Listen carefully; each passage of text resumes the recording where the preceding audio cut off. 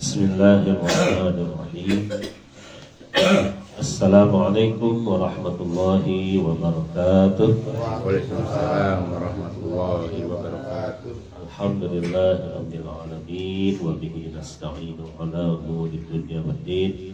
Wassalatu wassalamu ala asyrafil anbiya'i wal mursalin sayyidina Muhammadin wa ala alihi thayyibin at-tahirin wa ashabihi al-mayyadin at-tajabin. Assalamu ala al-Husain wa ala Ali ibn al-Husain wa ala auladil Husain wa ala ashabil Husain. Alhamdulillah para pemirsa sekalian, kita bertemu kembali di majelis ilmu tahun baru Hijriah di bulan Muharram ini. Ini adalah tanggal 7 malam ke-8. Kita ingin mengambil hikmah pelajaran dari perjuangan para salafus soleh, orang yang soleh dari kalangan terdahulu, khususnya dari keluarga Rasulullah SAW, di mana cucu beliau Sayyidina Husain bin Ali bin Abi Thalib radhiyallahu anhu itu sedang memperjuangkan nilai-nilai agama yang sejati dan menghadapi tantangan yang berat dengan cara berperang melawan pasukan yang dikirim oleh Khalifah Yazid bin Muawiyah di padang Karbala, dan sampai kepada meraih syahadah, wafat di jalan Allah Subhanahu wa ta'ala. Para hadirin, para pemirsa rahimakumullah, malam tadi kita sudah membahas secara sepintas ucapan dari adik Sayyidina Husain, yaitu Sayyidah Zainab Al-Kubra, di mana beliau menjawab pertanyaan dari Gubernur Kufah Ubaidullah bin Ziyad. Apa pendapatmu setelah melihat perlakuan Tuhanmu, Tuhan kepada keluargamu? Maka beliau menjawab, ma ra'aitu illa jamilan. Aku tidak melihat semuanya itu kecuali keindahan. Malam tadi kita membahas minimal ada 6, ya, dari 6 itu kita baru membahas 2 poin. Apa yang menyebabkan Sayyidah Zainab mengatakan tragedi atau musibah Karbala itu sebagai sebuah keindahan. Diulang kembali, yang pertama adalah simbol kesempurnaan insani, dan yang kedua keindahan ridho akan qada. Di poin yang ketiga itu adalah melukiskan kebenaran dan kebatilan. Salah satu keindahan Asyura yaitu terlukiskannya garis-garis kebenaran dan kebatilan, mana yang bersifat manusia malaikat dan mana yang bersifat iblis. Kita bisa melihat dengan mata kepala langsung, ya, berdasarkan riwayat-riwayat tentu saja.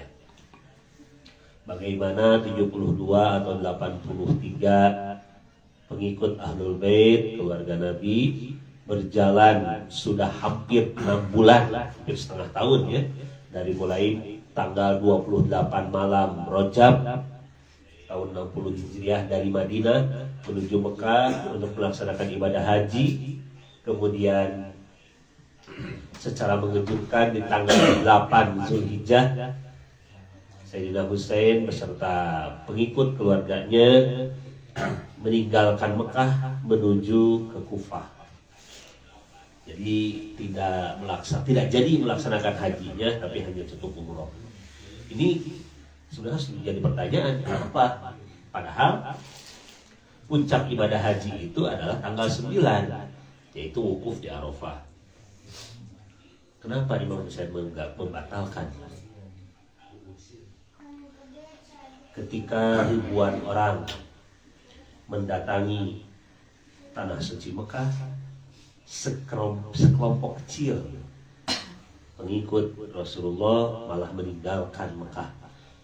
Tapi yang sedikit itulah yang memegang kebenaran hakiki yang sejati. Dengan adanya lukisan kebenaran dan kebatilan yang dipertontonkan di padang Karbala itu, menjadikan kita harus memilih siapa yang akan kita contoh sebagai jalan kehidupan kita, gitu ya. Karena di peperangan itu, dari peribadahan, dari cara obrolan dan perang dan seterusnya, itu akan terlihat mana yang betul-betul mencintai Islam, mana yang membenci Islam. Sebagian ada yang mungkin masih memiliki hati nurani ya, tapi karena desakan nafsu duniawi, karena pihak khalifah itu Yazid menjanjikan semacam reward hadiah, maka setiap orang berlomba untuk mempertontonkan kekejian yang paling jahat, yang paling zalim.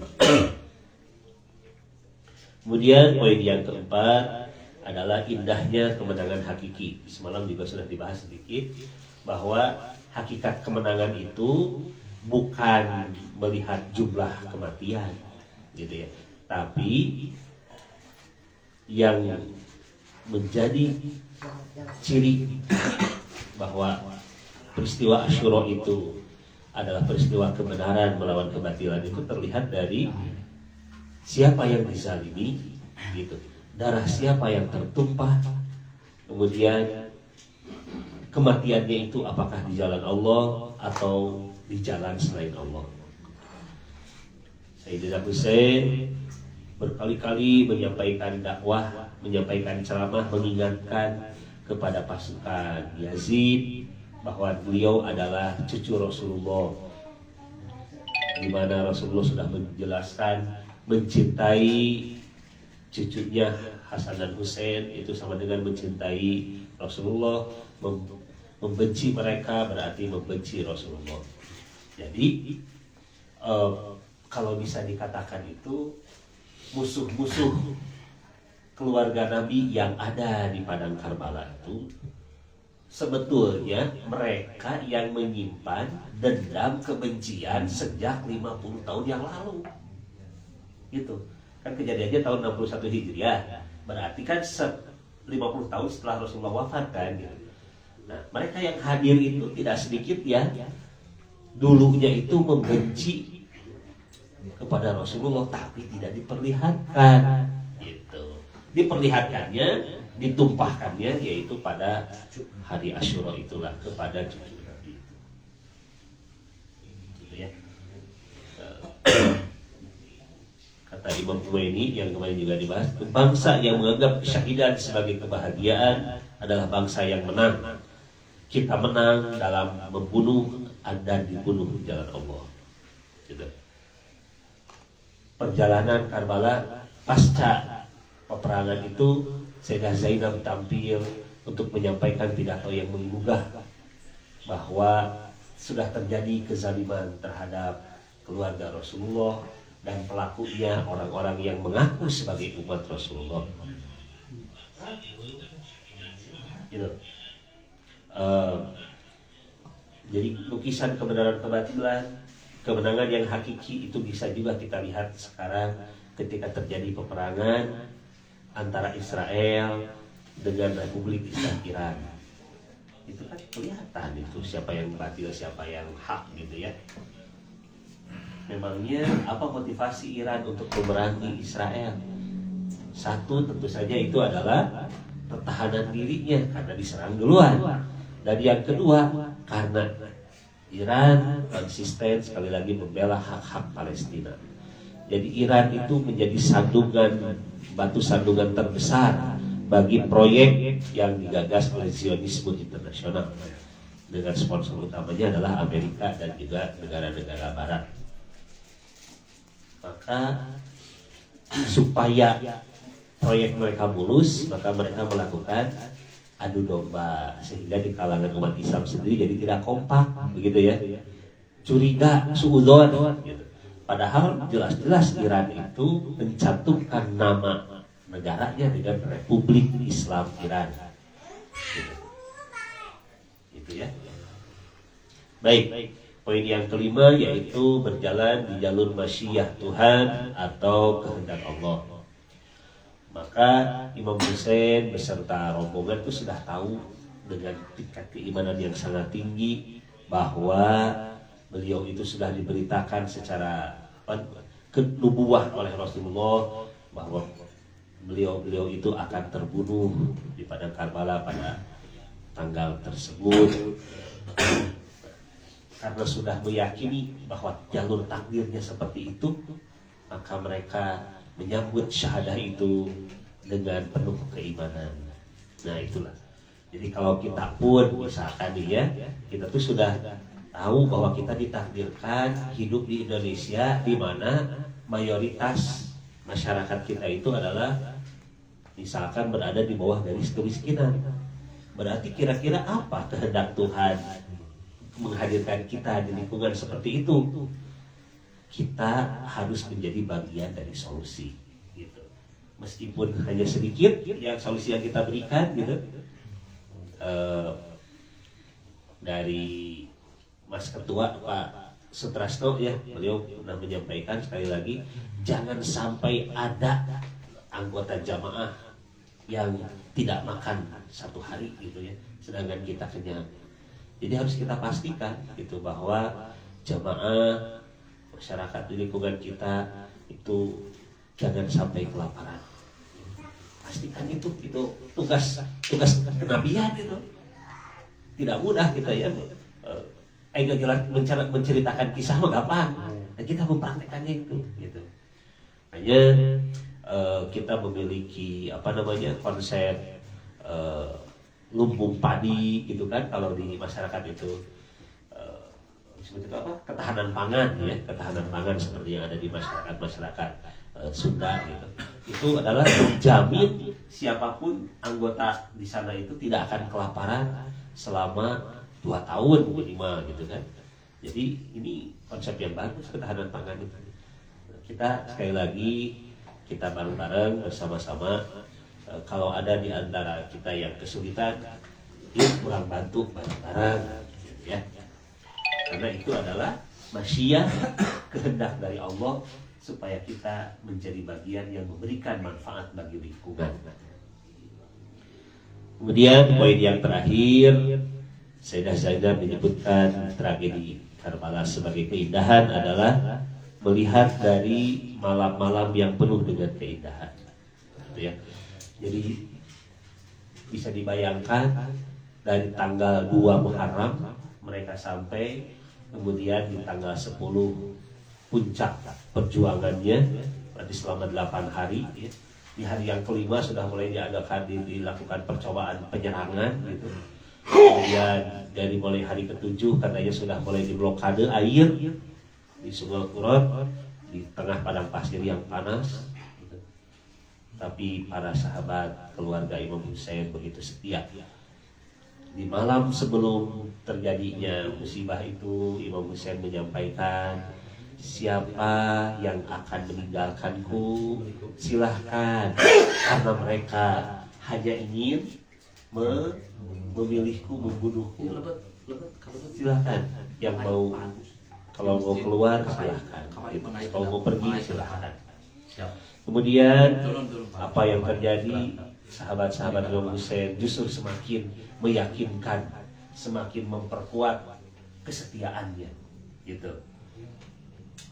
Kemudian dikatakan juga pada malam itu mungkin hampir semuanya itu tidak tidur. Semuanya mengisi malam-malam itu dengan munajat kepada Allah. Di setiap kemah itu terdengar bacaan Al-Quran gitu. Menjelang syahadah itu, serba kekurangan dalam keadaan yang serba kekurangan itu. Dan juga dalam dikisahkan yang lain itu di daerah gurun itu kan belum tentu lulus semua itu kan, karena katanya ada juga rumput-rumput yang tajam, duri gitu ya, seperti itu. Tapi sholat malam tetap ditegakkan, munajat kepada Allah dikuatkan. Nah, di dalam satu kisah disebutkan bahwa pada malam itu semua orang berbahagia. Gitu ya. Ini ada di kisah dalam dekapan ilahi. Nah ini ya kisah-kisah penggila Tuhan. Itu katanya ada gambaran, ada deskripsi bahwa semua sahabat itu saling mengucapkan selamat, mewarnai rambutnya, mengasah pedangnya, gitu ya, dalam keadaan ceria, gitu. Semuanya ceria menghadapi kematian itu. Hanya ada satu orang yang tidak ceria. Hanya ada satu orang yang tidak ceria. Siapa itu? Beliau adalah adik dari Imam Husain, yaitu Al-Abbas, Abu Fadl Abbas. Abu Fadl Abbas itu adalah adik dari Imam Husain yang berbeda ibu. Dikatakan dalam riwayat itu, dalam kisah itu disebutkan Sayyid Abu Fadl itu malah nangkup harigu beriak lutut gitu ya, dengan keadaan badan yang gemetar, kemudian kenapa bisa terjadi perbedaan sementara pihak ini sahabat-sahabat berbahagia gitu ya, mengucapkan selamat saling karena backupnya akan syahid, tapi Sayyid Abu Fadl Abbas itu malah diam, menggigil. Ternyata dalam pembahasan hakikat itu beban-beban dari seluruh keluarga dan pecinta Imam Husain itu diangkat oleh Allah sehingga mereka terima beban, dan beban itu diberikan kepada Abu Fadl Abbas. Jadi semuanya beliau yang menanggung. Hanya Sayyid Abu Fadl itu dikenal sebagai Babul Hawaij, pintunya untuk meminta hajat, karena beliau menerima semua beban itu sendirian. Dan beliau di dalam kisahnya itu adalah yang syahid terakhir sebelum Imam Husain. Imam Husain ketika menghadapi kematian para sahabat, para putranya, para saudara-saudaranya, kesedihannya begitu terlihat gitu ya. Tapi ketika Sayyid Abu Fadl Abbas yang syahid, Imam Husain itu sampai mengalami shock, sampai dikatakan kakinya itu kram, lumpuh, tidak bisa bergerak karena saking beratnya beban itu, karena begitu cintanya beliau kepada adiknya itu. Karena Sayyid Abu Fadl itu kan sudah mendapatkan wasiat dari Imam Ali, itu jaga kakakmu. Maka Sayyid Abu Fadl itu menjaga amanah sampai akhir. Nanti dalam maktal ya, kisah nanti kita akan dengarkan perjuangan Sayyid Abu Fadl Abbas dalam melaksanakan amanah dari Allah dan Rasulnya untuk menjaga Imam Husain. Saudara sekalian, di bagian-bagian akhir juga perlu diingatkan bahwa ketika kita menghadapi sesuatu, kita pasti dihadapkan kepada melaksanakan 3 hal. 1, kita berbuat adil. 2, kita berbuat lawan dari adil adalah zalim. Yang ketiga, berbuat yang lebih baik, namanya ihsan. Gitu. Ihsan itu berbuat baik. Saya pernah memberikan contoh sederhana, kalau kita naik ojol misalkan ya, naik ojek deh harganya 9.000. Kalau kita bayar 9.000 berarti kita adil, dan itu sesuai dengan hak Islam ya. Kalau kita bayar 8.000 karena dia babaturan orang gitu ya, bisa kilahnya 5.000 gimana kalau babaturan, kita dolim itu. Meskipun teman, itu kan hak dan kewajiban ya gitu. Kalau kita bayar kurang berarti dolim. Kalau kita bayar 10.000, uangnya 10.000 nggak usah dikembaliin, Nah itu namanya ihsan, berbuat kebaikan lebih gitu ya, memberikan lebih. Nah di dalam Asyura juga seperti itu kan, mana pihak yang adil, mana pihak yang ihsan, mana pihak yang zalim, itu kan kelihatan jelas. Imam Hussein adalah orang yang lebih dari adil, yaitu ihsan, berbuat kebaikan. Beliau itu bahkan mendoakan para pembunuh itu kan dengan mengingatkan, gitu, dengan mengingatkan terus menerus gitu ya, karena beliau khawatir mereka akan masuk neraka. Kasih sayang Imam Hussein itu luar biasa seperti itu. Nah, kita dalam kehidupan bersosial juga berarti akan menghadapi hal seperti itu. Apakah kita melakukan keadilan, kezaliman, atau ihsan? Nah, kadang-kadang kita tidak terasa kan melakukan kezaliman gitu ya, mengambil hak orang lain atau menahan hak orang lain gitu. Ya, kita dikasih sama Pak Wali Kota, ini tolong sebarkan gitu ya, 100 paket sembako untuk orang-orang miskin ya, boleh bawa 10% untuk lingkungan sendiri, berarti 10% kan 10 paket ya, dan kita mengambil 50 paket buat kita sendiri gitu kan, bagikan kabar tuh udah mau banyak dia lah batur mah gitu kan ya, main bagi karena foto cukup gitu kan, pembagian sembako. Nah, orang harus mengumpulkan obat, dijual ke orang deh. Nah, itu kan kezaliman gitu ya. Jadi jangan sampai seperti itu. Begitu aja sohib. Begitu aja. Nah, dalam hadis itu kan disebutkan, ittaqu da'watal mazlumi walau kana kafiran. Itu saya masih ingat ada 100 hadis-hadis pendek ya ketika saya pesantren kilat tadi, pesantren At-Taqwa ya, yang diasuh oleh guru saya yang mulia Pak Bapak Ustaz Umar Burhanuddin di Cikidang, Cianjur. Itu ada hadis pendek, ittaqu da'watal mazlumi walau kana kafiran. Takutlah kalian terhadap doa orang yang dizolimi meskipun dia orang yang kafir. Fa innaha laisa dunaha hijabun, karena doanya tidak akan tertolak. Jadi orang yang zalim, orang yang kafir, meskipun dia itu penyembah batu gitu, ya jangankan penyembah batu lah, penyembah rice cooker gitu ya, gitu sugan ya, jawaban itu penyembah rice cooker, penyembah wifi gitu misalkan gitu. Tapi dia dizolimi, doanya akan dikabulkan oleh Allah gitu. Apalagi yang dizolimi adalah keluarga Rasulullah. Bayangkan betapa kebencian, kemurkaan Allah dan Rasulnya akan ditimpakan pada orang yang menzalimi Imam Hussein dan keluarganya beserta sahabat-sahabatnya. Mereka dizalimi jelas-jelas gitu. Ya itulah ya. Jadi itu sebagai pengingat kepada kita supaya kita menjauhi sifat-sifat zalim. Kemudian di bagian akhir izinkan juga saya membacakan kembali kitab Wasiyatul Mustafa di Amirul Mukminin Ali bin Abi Thalib radhiyallahu anhu, nasihat Rasulullah kepada Sayyidina Ali, bapaknya Imam Hussein. Itu diantaranya adalah ya Aliyu lil aqili salatu alamat. Wahai Ali, ada 3 tanda cirinya orang yang sempurna akalnya. Al-ista'anatu bidunya, yang ke-1 memanfaatkan kekayaan dunia untuk alal akhirah, untuk keperluan akhirat. Tuh. Kemudian wahtimalu al-jafa, yang kedua sabar dan tabah menghadapi tekanan. Yang ketiga wasabru ala syada'id, sabar berbagai cobaan. Kafilah Imam Hussein itu sepenuhnya, 3-tiganya terpenuhi. Berkorban memanfaatkan dunia untuk keperluan akhirat, berjalan selama 5 bulan tuh butuh bekal berapa itu gitu ya, itu beliau korbankan di jalan Allah. Kemudian tadi sabar dan tabah menghadapi tekanan. Nah ini kan luar biasa tekanannya.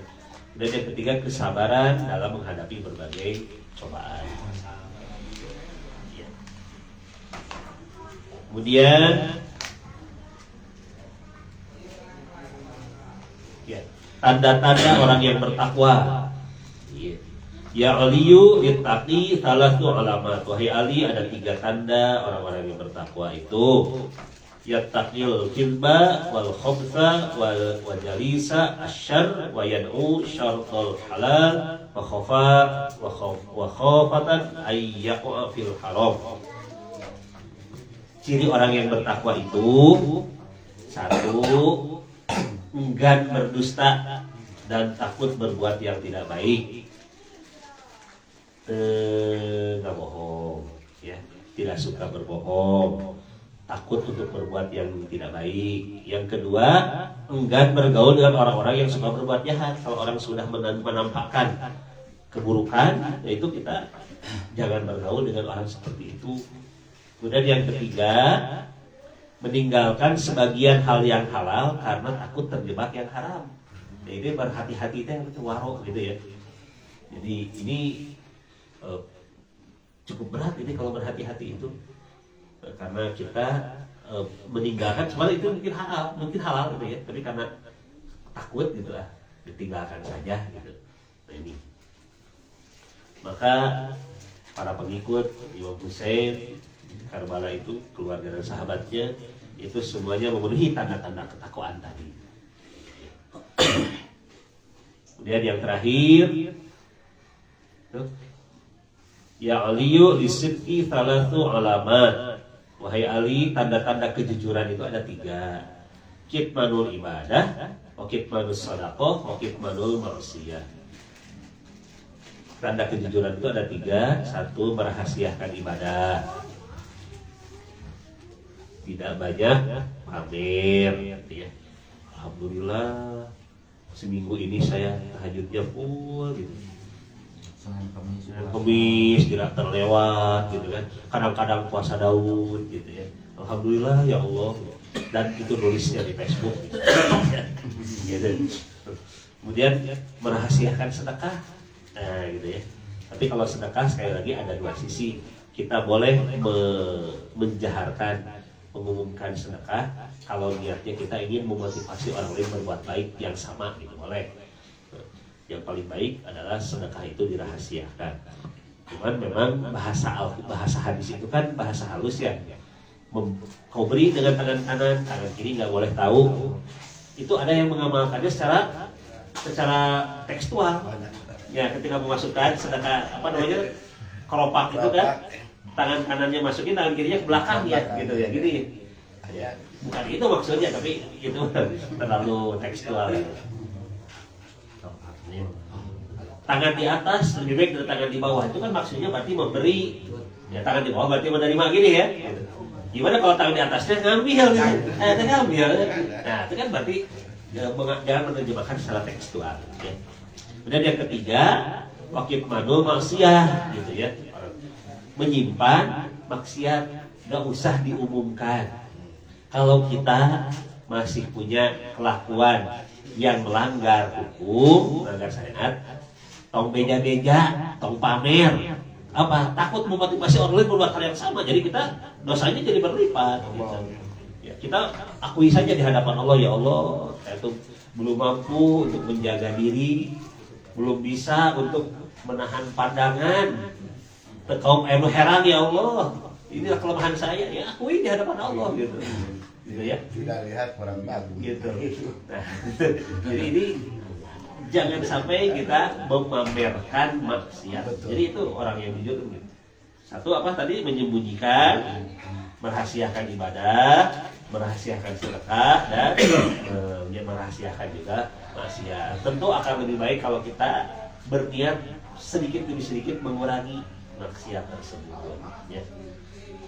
Demikian saudara-saudara sekalian, Majelis Muharram di malam yang ke-8 ini intinya adalah sekali lagi kita ingin mencontoh kebaikan yang dilakukan oleh keluarga Rasulullah, khususnya Sayyidina Husain beserta keluarga dan sahabatnya. Mereka mengorbankan jiwa raganya, hartanya, kehormatannya, semua untuk tegaknya ajaran Islam Muhammadi yang dibawa oleh Rasulullah SAW. Berikutnya mari kita simak bagaimana kisah perjuangan adik kesayangan Imam Hussein Abu Fadl Abbas akan dibacakan oleh Dek Nasir dan Mang Ajang. Dipersilahkan.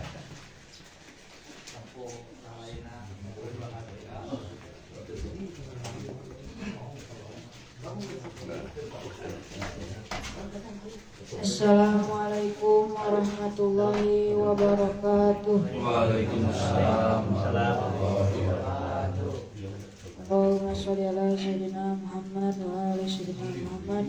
Allahumma sholli ala sayyidina Muhammad wa ala sayyidina Muhammad. Allahumma sholli ala sayyidina Muhammad. Al-Abbas meraih syahadah. Suhu panas yang sangat tinggi Suhu panas yang sangat tinggi telah menambah rasa dahaga adik-adik Zainab dan kemenakannya sejak Sungai Efrat dikuasai oleh pasukan Umar bin Sa'ad.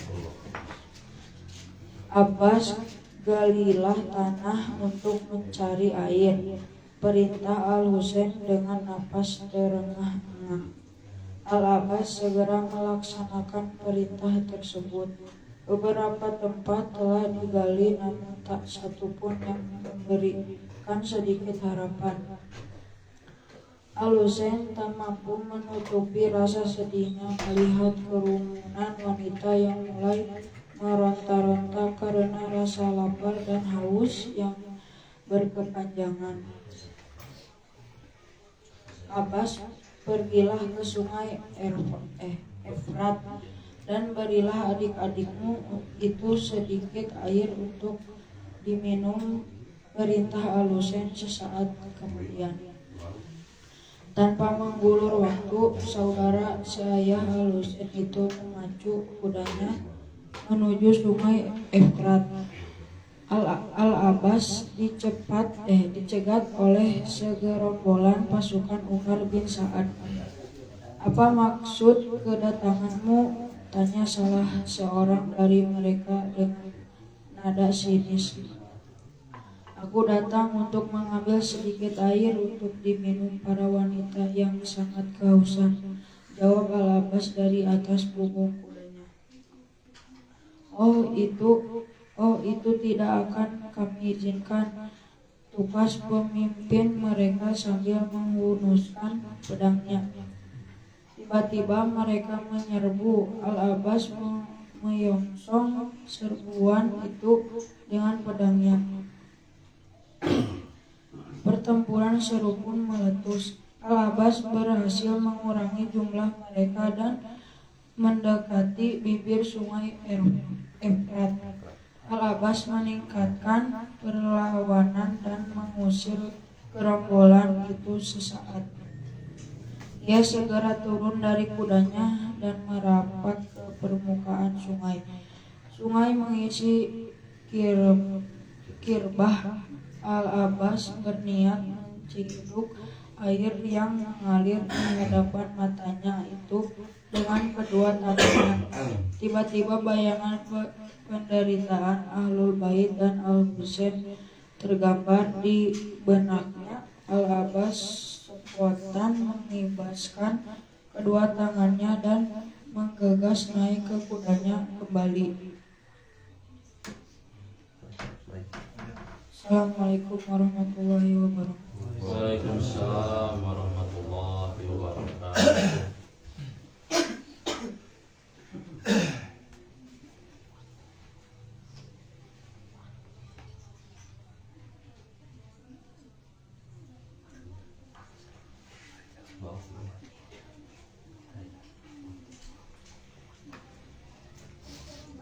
Bismillahirrahmanirrahim. Assalamualaikum warahmatullahi wabarakatuh. Allahumma sholli ala sayyidina Muhammad Allahumma sholli ala sayyidina Muhammad Allahumma sholli ala Muhammad. Ketika hendak kembali, sebuah brigade pasukan telah siap menghadangnya. Al-Abbas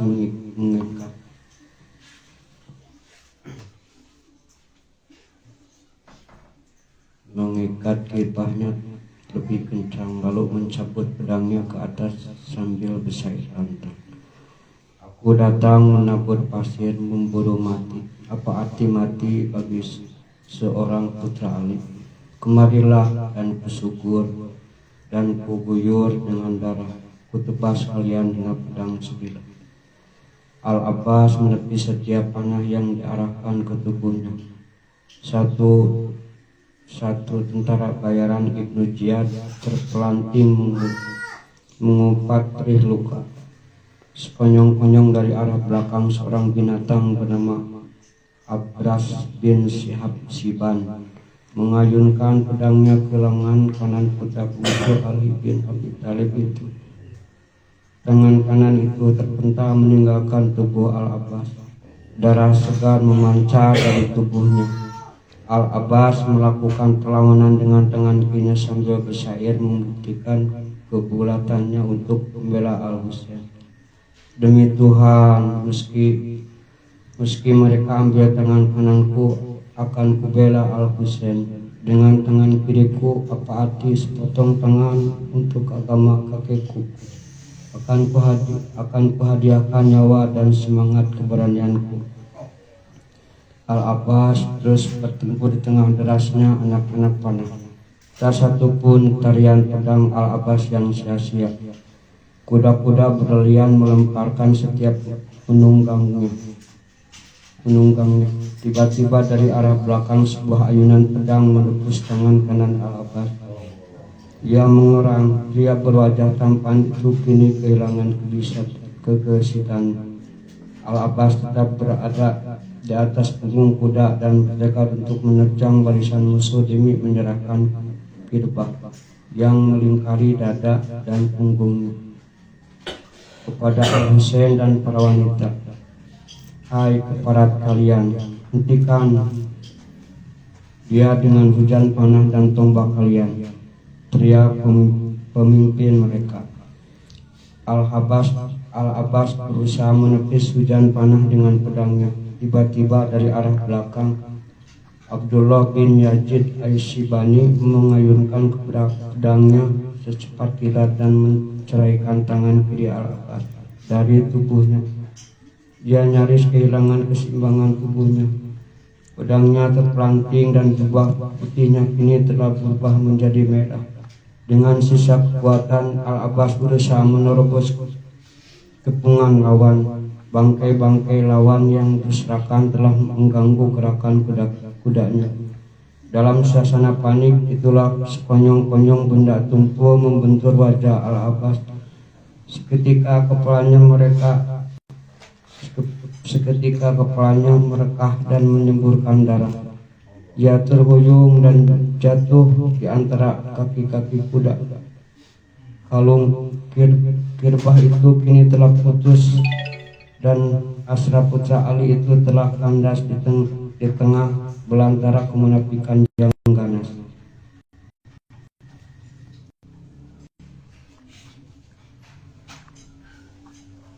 Al-Abbas mengerang dalam putusasaan. Salam atasmu wahai Abu Abdillah.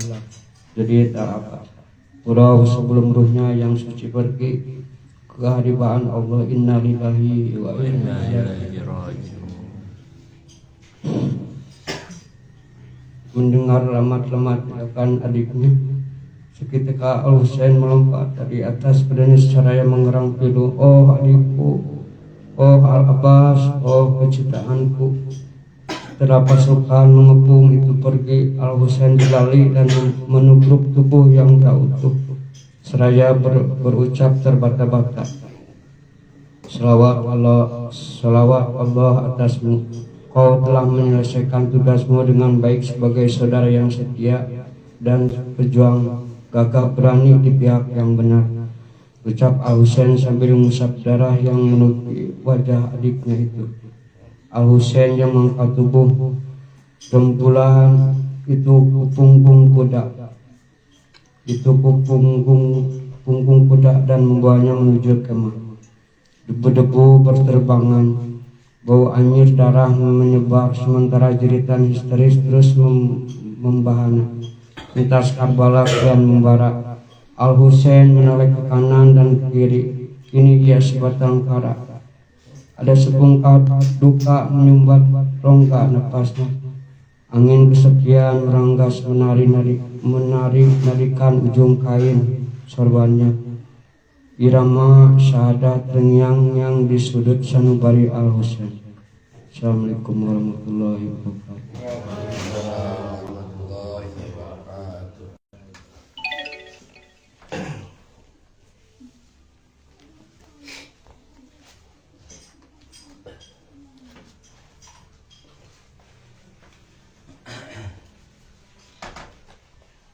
Terima kasih pada dedasi dan doaja yang sudah membacakan kisah heroik adik dari Imam Husain yaitu Al-Abbas Abu Bakar Al-Abbas. Beliau tugasnya membawa air untuk wanita dan anak-anak yang kehausan. Air sudah ada di depannya, tapi teringat akan Al-Husain dan keluarganya, akhirnya air ini tidak jadi diminum. Dan beliau mempertahankan meskipun tangan kanan dan kirinya sudah keras. Itulah hebatnya rasa dari Rasulullah, putra putri yang ditempa dengan ujian, ditempa dengan kekuatan iman yang hebat. Mudah-mudahan kita semuanya bisa mengambil contoh suri tauladan dari mereka yang gugur di jalan kebenaran. Amin. Terima kasih atas perhatian pemirsa semuanya. Mohon maaf atas kekurangan dan kesilapan. Insyaallah mudah-mudahan kita bertemu kembali di tahun depan dalam majelis bulan Muharram. Semoga Allah memberikan kekuatan kepada kita bangsa Indonesia menghadapi berbagai ujian dan musibah sehingga kita bisa menjadi generasi terbaik, bisa menjadi masyarakat yang balatun thayyibatun warabun ghafur. Syaratnya adalah kita harus berusaha melakukan keadilan, menegakkan keadilan dan menjauhi kemungkaran serta berbuat ihsan, berbuat kebaikan kepada sesama umat manusia. Mari kita tutup majelis ini dengan berdoa, berharap kepada Allah melalui tawassul kepada kemuliaan Imam Husain alaihissalam. Bismillahirrahmanirrahim. Allahumma salli ala Muhammadin wa ali Muhammad. Allahumma rzuqna ziyaratal Husain alaihissalam. Ya Allah, berikanlah kami rezeki untuk bisa berziarah kepada Imam Husain alaihissalam. Allahumma rzuqna syafa'atal Husain alaihissalam yaumul wurud. Ya Allah, karuniakan kepada kami syafaat Imam Husain pada saat kami sendirian di alam kubur dan pada saat yaumul hisab. Allahumma al'an qadar Husain alaihissalam fi dunia wal akhirah. Ya Allah, kutuklah para pembunuh Imam Husain di dunia dan di akhirat. Allahumma ja'alna indaka wujuhan fil Husain alaihissalam fi dunia wal akhirah. Ya Allah, jadikanlah kami sebagai orang-orang yang terpandang, yang mendapatkan makom kebaikan di sisimu berkat Imam Husain alaihissalam. Rabbana atina fid dunya hasanah wa fil akhirati hasanah wa qina adzabannar. Sallallahu alaihi wasallam Muhammad wa ala alihi Muhammad. Subhana rabbika rabbil izzati amma yasifun. Wassalamun ala mursalin walhamdulillahi. Kita ucapkan salam kepada beliau. Assalamu ala Husain wa ala Ali bin Husain wa ala Ali Husain wa ala ashabil Husain.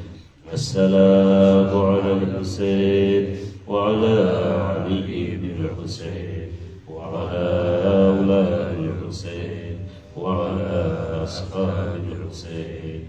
Assalamu ala Husain wa ala Ali bin Husain wa ala auladi Husain wa ala ashabil Husain. Mari kita mengenal rasa haus dari Imam Husain beserta seluruh rombongan. Ketika kita minum air, jangan lupa kita ucapkan doa kepada Allah, baca basmalah, dan juga kita sampaikan salam kepada beliau. Assalamualaikum ya Aba Abdillah. Assalamualaikum ya Aba Abdillah. Assalamualaikum ya Aba Abdillah. Terima kasih dan mohon maaf atas segala kekurangan. wa ma taufiqi illa billah alaihi tawakkaltu wa ilaihi unib.